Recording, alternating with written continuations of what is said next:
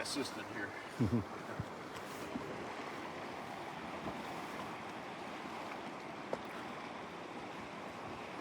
All right, this location is called the Monument Fault and Monument Fold. This is the second location that Dr. Snelling and I sampled back in 2017. If you guys have seen the movie Mountains After the Flood, there's an image up there.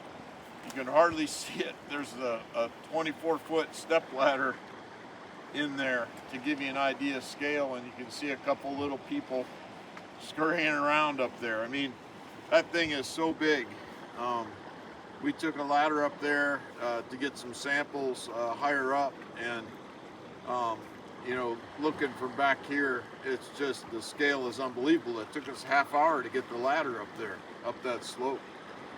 Just really big up there.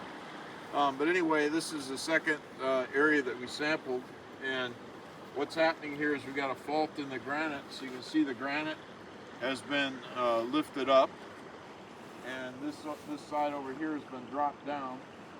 There is a little slump block kind of hiding some of the tapeat, some of the unconformity back behind that slump block, but it looks like this if you remove the slump block. So you can see that the granite here is broken by the fault, but the tapeats slumps down over top of the fault. And so in order for that to happen, the tapeats had to be soft. So this is soft sediment deformation again. Same thing that we saw in carbon fold. This fold's a little bit nicer because we don't have to hike 2 miles to get to it. And you can see the structural relationship underneath pretty clearly, I think, at least more clearly than we could at carbon. But here's the thing: if you weren't on our carbon hike, the tapeats was supposedly made about 500 million years ago. The faulting that happened in here, this fault, Bright Angel Fault, the fault under the East Kaibab monocline, all these faults that lifted up the Colorado Plateau all dated about 50 million years. And you figure that out by what the fault breaks and folds and what it doesn't. So basically, that's how, as a geologist, you put all that together. But the fault is supposedly happens at about 50 million years, and that makes a 450 million year difference on the conventional time scale. And so the question is, you have this Tapeats Sandstone, and it looks very much like it was soft when that faulting happened. In other words, the tapeats just kind of draped right over the fault. It doesn't look like it was hard at all. And even as you climb up over there at Elks Chasm, when we climb up, there's some spots where I'd look back and I could see the fold go through the whole section. So it's not just the tapeats that's folded. You got red wall limestone up there and so forth that's folded as well. And so the whole section behaved as soft sediment deformation. And the thing is, if you had 450 million years with all this rock sitting on top, you would expect the Tapeats Sandstone to be compressed and those sand grains to be shoved into each other to have cement that was developed, and the rock to become hard very quickly. And so, you know, how is it that it was able to stay soft for 450 million years and still, you know, have a bend, behave like this? And so the conventional geologist has argued that it was through heat and pressure. But you look at these samples, we collected samples up there, you look at the samples under the microscope, there's no evidence at all for metamorphism. And under the microscope you can see clear evidence for metamorphism. There's none of that.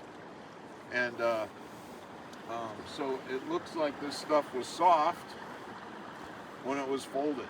And in fact, under the microscope, the stuff from the fold looks identical to stuff that we collected upstream and downstream from here in the Tapeats that wasn't folded at all. You can't tell the samples apart. The cements are not broken in the fold.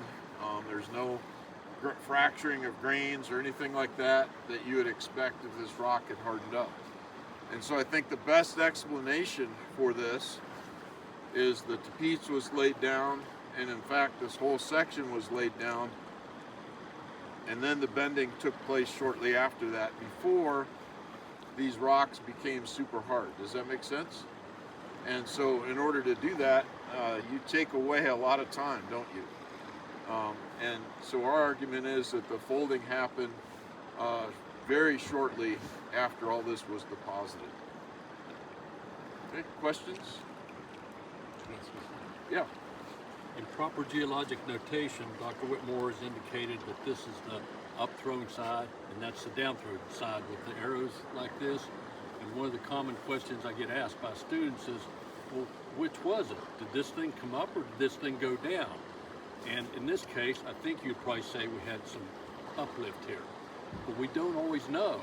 So we just talk about these being the relative movements, the relative, up throw relative to this side, and then the down throw moving down relative to this side. And so sometimes we don't always know which movement actually created the particular fault, but in this case, probably. Yeah, it's a relative movement on there. Yeah, that's typical for us to draw arrows like that to indicate which way one side is moved in comparison to the other side.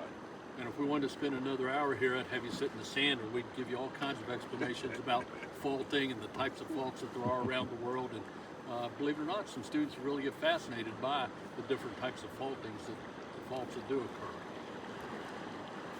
Would you say short? Probably a year, maybe a few years, but not long afterwards. So in other words, it eliminates millions of years here. So the granite, that's the lower granite